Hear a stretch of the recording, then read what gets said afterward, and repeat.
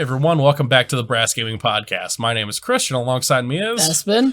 And today we're doing a new type of video, I guess you could say, and we're calling it cEDH worthy. So some of you guys may be confused as you see that Kinnan's who we're talking about, and yes, technically Kinnan has been proven to be cEDH worthy. However, this list of Kinnan was my own list that I came up with, so we just wanted to see what you guys thought if my list was cEDH worthy. And as always, the list is going to be in the description box below. And so before we go ahead, I'd just like to encourage you guys to please like, share, subscribe, and comment. It really helps us out a lot. And, you know, as me and Espen always say, we want you to be along with the growth. You know, we've been doing this for about 6 months now. You know, we took a little break because of the world circumstances. And the world just keeps getting crazier and crazier. But that's besides the point. So let's go ahead and move on. So let's talk about Kinnan Bonder Prodigy. So Kinnan is a 1 green, 1 blue legendary creature human druid. He or she, I'm not sure, is a 2/2. I'll just call them they. They say, whenever you tap a non-land permanent for mana, add 1 mana of any type to that permanent that permanent produce. So, for example, if you tap like a mana dork, adds an additional. They also have an ability, 5 generic, green, blue. Look at the top 5 cards of your library. You may put a non-human creature card from among them onto the battlefield. Put the rest on the bottom of your library in a random order. So, a little bit of a discussion on Kinnan. He is overall, very powerful. Being able to tap for that additional mana, making everything tap for 1 more is super powerful. We're going to get into some of the synergies here in a minute.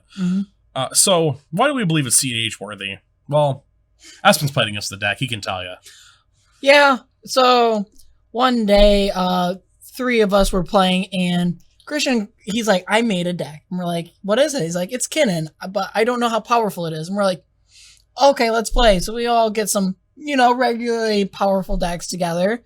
And, yeah, he went infinite turn 2 or turn 3. And turn 2, yeah. Yeah, turn 2, and then killed us turn 3. Yeah. And I would like to say that it's cEDH worthy because not only did he do that once, he did that twice. And it goes even further than that with my testing online. The list I built is very, very consistent with the turns 2 to 4 win. Same with when we talked about the Anya deck. It's one of those decks that's got that super, super consistent win. Yeah. And so as with all videos like this where we talk about a deck, we just want to stress again, we don't talk about every single deck in the list. That's up to you guys if you want to go check out the list. We just talk about some of the cards we think are most important to the deck, and so we'll get right into it. So this first section I gave to Espen because this is another thing that I think Espen likes, which is mana dorks. I love me some good mana dorks. Especially this first one. Yeah. I have 7 or 8 of these. I have a lot of these, but it is Paradise Druid. For 1 and a green, it is a creature elf druid. And it is a 2/1. Paradise Druid has hexproof as long as it's untapped, and you can tap it, add 1 mana of any color. Straightforward, simple. It's really nice. You can protect your mana dorks, has some protection on it, and it taps for any color, which is also really nice, especially when you're playing more than 1 color, of course. The next one is Sylvan Caryatid. For 1 and a green, it is a creature plant. It is a defender, and it has hexproof. It is a 0/3. And again, it taps for 1 mana of any color to your mana pool. So, also really nice mana fixing, and also protects itself too. And it's at a it has a decent amount of toughness. It can block some things, so it's also pretty nice. And then, probably one of the best, or the better ones in here, is Bloom Tender. For 1 and a green, creature elf druid. You can tap it, and then for each color among permanents you control, add 1 mana of that color to your mana pool, and it's a 1/1. So, adding blue and a green is pretty good, especially if you're trying to cast your commander, and it taps for even double when your commander's out. Oh, so, an additional, yeah. An additional one, my bad. But, yeah, it's really nice. And to move on, we have some of the combo enchantments that are in the deck. So you have all these mana dorks that, these ones in particular can tap for any color, or in Bloom Tender's case, whichever creatures you control. So you need a way that you can generate some infinite mana. So the first one we have is Freed from the Real. So this is 2 colorless and a blue for an enchantment aura, enchant creature. It has blue, tap enchanted creature, blue, untap enchanted creature. So again, it's one of those cards where You're going to tap like your Paradise Druid for blue. Kinnan adds an additional blue. You spend 1 blue into it, untap. Now you're starting a chain where you're going to net 1 blue each time you do this process. Now this next one is fairly similar to that, which is Pemon's Aura. It's also an enchant creature. It's for 1 blue. It has a lot of abilities, as you can see on screen right now. It's got blue, untap enchanted creature. Blue, enchanted creature gains flying until another turn. Blue, enchanted creature can't be the target of spells or abilities this turn. And 1 generic, enchanted creature gets +1, -1, or -1/+1 until end of turn. So another one of those enchantments that you're going to generate infinite, and this one also gives your mana dork, whichever mana dork you have this on, some protection. At the instant speed that you can just activate. Like, oh, I'm going to target your thing with some removal spell. All right, in response, I'll pay a blue and give it. I don't know, give it protection from your spells or abilities. It's Shrouds, I guess, technically. So it's technically Shroud, which you can't target it, but that doesn't really matter for this deck. And so this next section is some more random combos we have in this deck. And so what are some of the random combos we have? So the first combo we have is Basalt Monolith, Isochron Scepter, and Dramatic Reversal. Starting with Basalt Monolith for 3 generic mana and artifact. It reads, Basalt Monolith doesn't untap during your untap step, but you can tap it and add 3 colorless to your mana pool and 3 mana to untap it. So it's like, it's okay on its own. I mean, it's 3 mana, so not bad. And then the parts that make it good is Isochron Scepter, which for 2 generic mana is an artifact. It has Imprint. When Isochron Scepter comes into play, you may remove an instant card with converted mana cost 2 or less in your hand from the game. And for 2 generic mana, tapping it, you may copy the imprinted instant card and play the copy without its mana cost. So, pretty sweet card. And that instant being Dramatic Reversal that we'll be using for this combo is 1 generic and a blue mana for instant. And it reads, untap all non-land permanents you control. So, you have your Basalt Monolith out. You have Isochron Scepter imprinting Dramatic Reversal on it. You tap Basalt Monolith so you have 3 mana. You use 2 of it to use Isochron Scepter. Dramatic Reversal is copied, and it untaps everything. So it untaps Basalt Monolith and Isochron Scepter. So with this combo, you can generate infinite mana with, and cast some of the bigger spells in this next section, actually. Yeah, and just to expound upon Basalt Monolith, it actually works even simpler than that sometimes. If you have Kinnan out with Basalt Monolith, it just gives you infinite mana right off that. Oh, because it can taps for an additional, and it only costs 3 to untap. Exactly. So I almost missed that. But it just depends on like the situation that you're in. Kinnan easily becomes target of hate really quickly. If you don't combo off between turns 2 for 4 and it goes longer, I mean, you might need to rely on the Dramatic Reverse or the ISO Reversal combo to pull you through. So definitely. So some of the mana dumps that Espen just mentioned. So the first one is a classic for a lot of decks that produce a lot of mana, and this is Finale of Devastation. So for X and 2 green, search your library and/or graveyard for a creature card with converted mana cost X or less, and put it onto the battlefield. If you search your library this way, shuffle it. If X is 10 or more creatures you control, get +X/+X and gain haste until end of turn. So, wow. Pumps all of your dudes, just makes them huge. Like, you're never going to play this for under 10, unless you're really, really desperate and the game's not going your way. But with the amount of mana that you can make with this deck, I mean, you're going to pump something out really quickly, and you're gonna have a lot of big guys. And with the infinite mana, you also have Kinnan's ability, which can get every single creature out of your deck. So really good. So another finale is Finale of Revelation. So X and 2 blue for a sorcery. Draw X cards. If X is 10 or more, instead shuffle your graveyard into your library. Draw X cards. Untap up to 5 lands, and you have no maximum hand size for the rest of the game. Then exile Finale of Revelation. Again, we're going to get to it in a minute with this next card too. This is a deck that uses our favorite creature in the whole wide world, which we'll get to, that ends the game if you have no cards in your deck or very few. And so the second to last mana dump we have in this is Stroke of Genius. For X, 2 generic, and a blue, its target player draws X cards.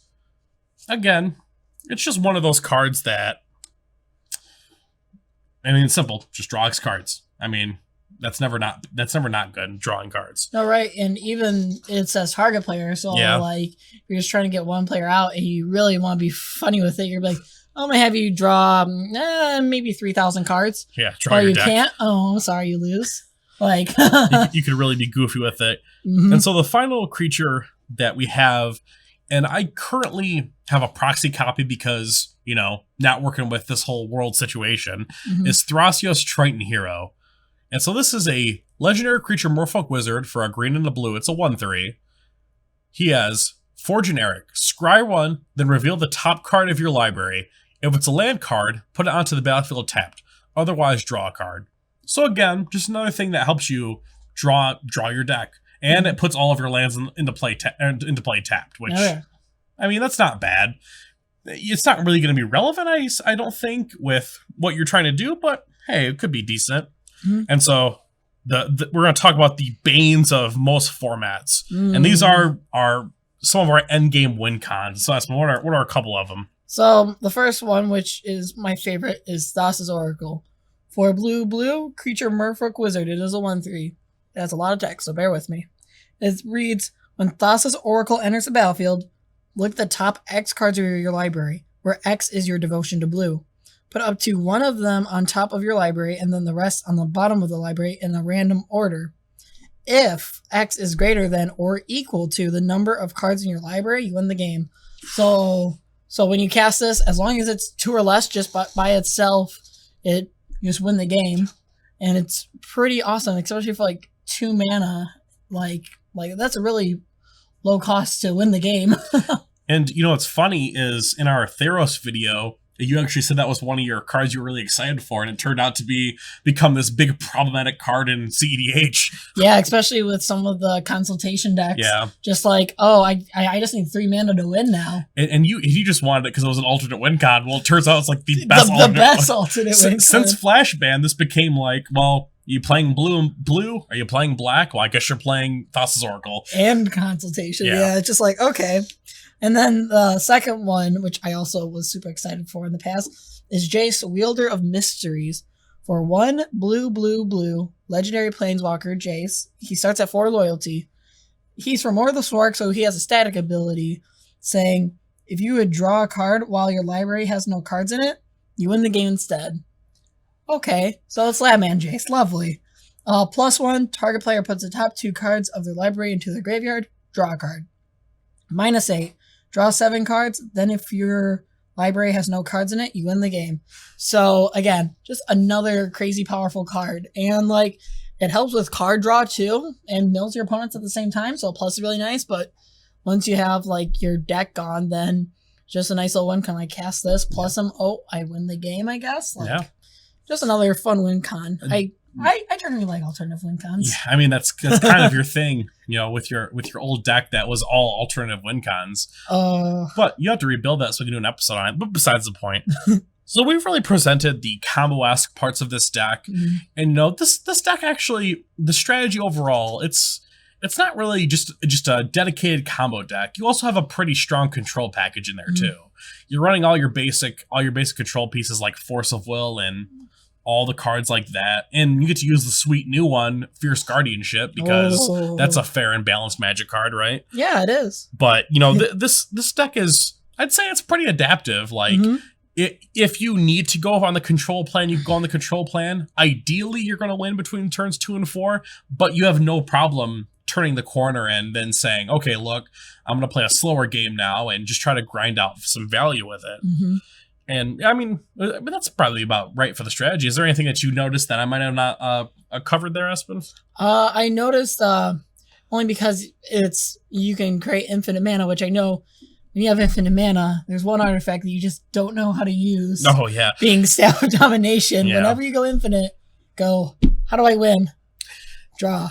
Yeah, I'm notorious for making infinite mana and then forgetting that Staff of Domination does more than untap a creature and untap itself. You know, there's been many situations, like, I don't think I've ever won with that card by myself. Many games I've been with, especially with Espen, I play, I'm like, oh, I have infinite mana, I have nothing to do, and Espen just angrily slams his hand on finger on the card, just read the card. It's like, because like I start scooping and he goes, what? I didn't win. I'm like, I just pointed to him. It's almost become a meme in our group that I always forget what staff does. And like there was a situation in a game we played with a couple guys. And you weren't there for this one, Espen, but a guy had a card. It was like a Nekusar effect where whenever I draw a card, I lost a life. And I'm thinking, oh man, because I remember that Staff of Domination drew a card. However, I forgot that Staff of Domination also gains you a life. Staff is just good. And so I went down to like 5 life, and I'm like, I didn't draw any of my outs, and I'm like, I guess I just lose. And then one of the other members of the pod says, doesn't Staff gain you a life too? I'm like, oh yeah. So I just gained all my life back. It was... Yeah, if you ever see me at a Magic Fest and I'm struggling to figure out how to win, just don't tell me. Just take the easy win. Make me pass and then regret my decisions. Espen's too nice to me when we play that. I'm very forgiving. He's like, no. You can draw a card. And it's like, oh, well. Yeah, but overall, this deck is awesome. But what do you think the power level in the cEDH, is it cEDH worthy? I mean, this is a solid 9 at least. Like, this is 100% cEDH worthy. I mean, any deck that I mean, it plays the best color in Magic Blue. And it plays the best color in Magic Blue, and it plays the best, in my opinion, the best color in EDH, which is green. You get the best 2 colors in Magic and in the format together in one, and I think Kinnan is absolutely, like, he's a dominant commander. Yes, I would not be surprised if he climbed his way up to being the best Simic cEDH commander. Ooh. Who knows? That's a bold claim. I'm just biased because I really like Kinnan. You do like Kinnan. But, Celeste, what do you think? Where do you rank it? And is it cEDH worthy? After getting my face smashed in twice in a row, I would definitely say a 9, and yes, it is worthy. There's just so many outs, and just like, it's just all mana dorks, and then just go infinite. And it's just like, okay, yeah, you win. Like, and it's pretty resilient, I think. It's extremely resilient, yeah. This deck it's just one of those decks that, like, even, like I said, it can switch to that long game plan if it really needs to. You know, you're not stuck just playing the whole, I'm just going to play mana dorks and try to combo off. You have the option to just say, no, I'm going to play the long game. You know, I didn't get my turn 2 to 4 win, and sometimes it's good enough to just steal a win late game. I mean, you have so much protection. Like I said, blue is the absolute best color in Magic, and green, arguably the best color in Commander. Whoa. What about red? Red faces. Gross. My least favorite color. You know, I had to throw that in there. I hate to say it. I think I like red less than white in Commander. Even though white, like, those 2 colors together just disgust me. What? Poor Boros. I feel bad. Aww. Maybe they'll get something someday. Perhaps. But besides the point. So, I mean, this is going to be a little bit of a shorter video, but we hope you guys enjoyed. And popping on screen now is our social media card. So if you want to follow the channel, it's at Real Brass Gaming. If you want to follow me, it's at HexmasterReal. And that's where can we follow you at? You can follow me at ESPN_1926. All right, guys. So I hope you enjoyed. Leave your comments down below. Let us know if you think this is cEDH worthy, or if you think we're just idiots for making our own version of a cEDH deck. Oh, well, let us know below. All right, so for the Brass Gaming Podcast, I'm Christian. And I'm Espen. And we'll see you later. Bye-bye.